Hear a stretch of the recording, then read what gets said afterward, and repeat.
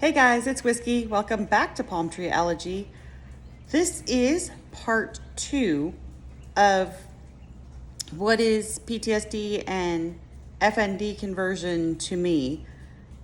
I try to keep my videos to 15 minutes or less, and that one actually hit like 15 and a half minutes. And then once I hit stop, my brain processed again and I realized there was more I wanted to say. So here I am again. Now I have to remember what I was going to say. My brain has been tripping out this week, and that's okay. It's okay. It's why we're here, right? Everybody's learning how to work through their own stuff, and this is part of working through mine.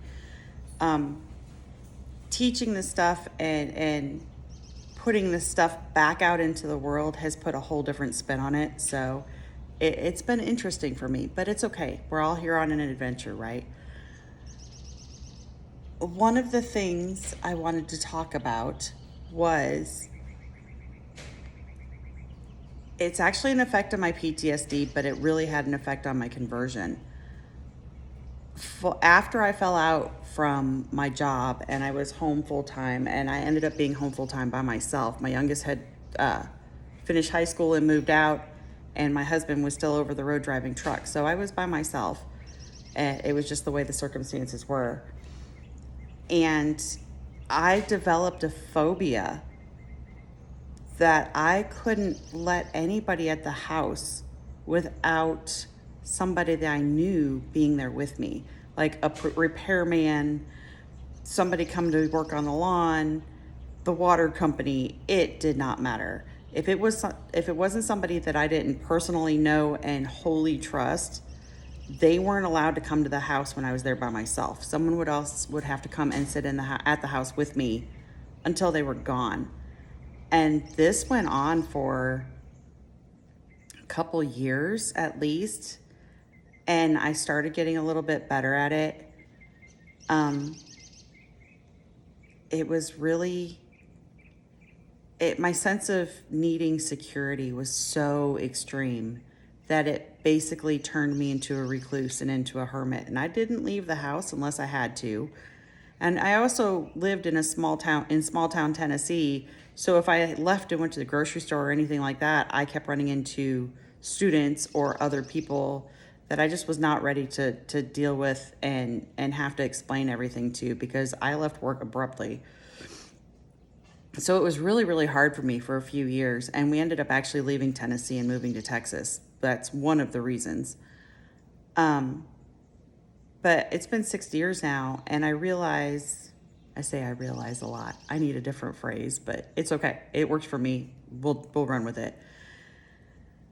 I noticed that even to this day, like, we've had people on the property helping me get things together and things that I can't physically do, and we've had to hire people to come out and do some work. And they could be here when it's just me. We try to set it up where at least I meet them with my husband or somebody at least once before they come back out to the property. But even that, until I get used to the person that's there, I have to be outside. I can't be inside where I can't see what's going on. I can't be inside where I don't know where those other individuals are on the property. And it's okay. I get outside and I do things, and I work really hard on those days, because it's a stress reaction. I have to do. It's called work mode. So I go into full work mode on those days, and I'm up before the sun anyway, but I'm up dressed outside and working in the garden or doing some kind of farm chore where I'm outside and I can see my surroundings. It works for me, and I understand that it's a healthy outlet for that bit of anxiety or paranoia or whatever you want, whatever label you want to put to it. I still do that, but I've learned to manage it and make it work for me where I'm not reclused, I'm not shut down. I can get out in public now. The public can come to me, and it's not detrimental to my health like it used to be. I've had to change a lot of things, and I moved way out in the country. I'm on 15 acres and I'm on water, and I built my own paradise out here so that I can adjust and do what I need to do to live. And it's not always the norm. And again, what's normal, number one. And number two, it's what's right for me. And it's what's right for it's what works for my family. When we moved to Texas, we sold everything, almost everything we had in Tennessee. And basically we lost our insurance when I lost my job. And so my husband went to Texas to work in the oil fields, driving truck. And eventually I realized there was no reason for me to be in Tennessee by myself. So I followed him to Texas. And I sold everything. We sold pretty much everything that didn't fit in a camper and a 20-foot trailer. And we hooked up and we pulled everything to Texas. And here we are. But the first year, we lived in a KOA in a camper. And he was still working and gone. He was on 2-week rotation. So I didn't see him for 2 weeks at a time. Excuse me. And I was in a campground, which is fine. It was beautiful place, great people, perfect minimalist living arrangement, except I have PTSD. And it became very hard for me to deal with the fact that I couldn't see my surroundings outside all the time, and my neighbors changed constantly. That was a problem. Or a car would pull in the middle of the night and I have no idea who it is. Or you'd hear somebody would close a cabinet or drop something 2 campers over and I could hear it. It was a great setup for normal circumstances. It was not the best conditions for me.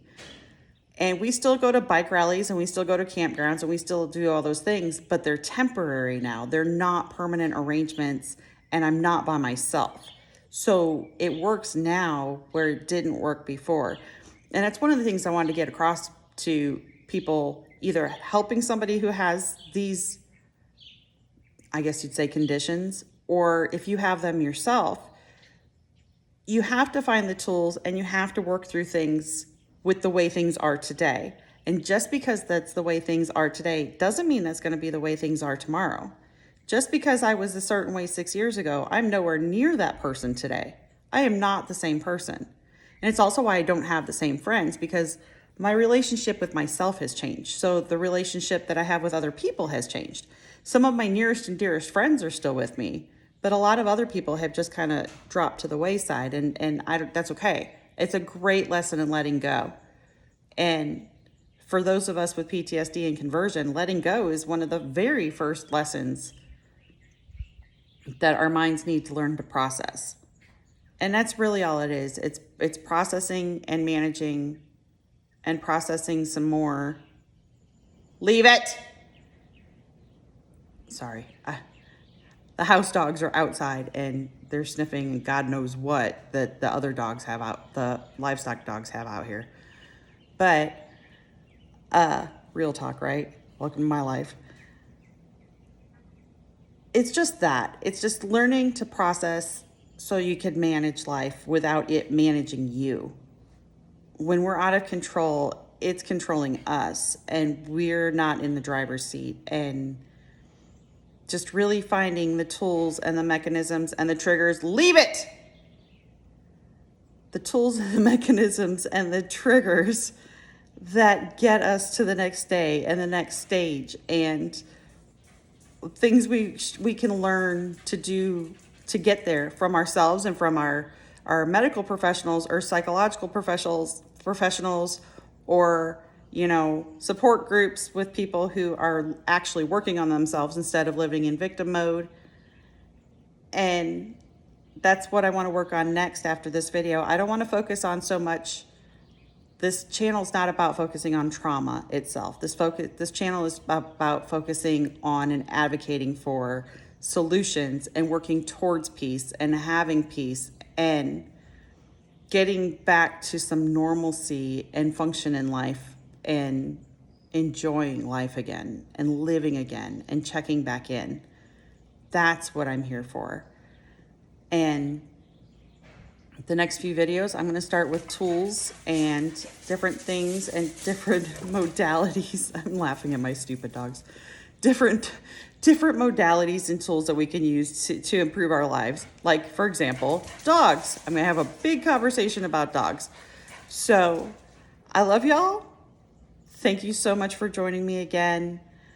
If you would like to like, share, comment, either here on YouTube or go over to the Facebook page at Palm Tree Elegy, or feel free to text or to email me at palmtreeelegy@gmail.com.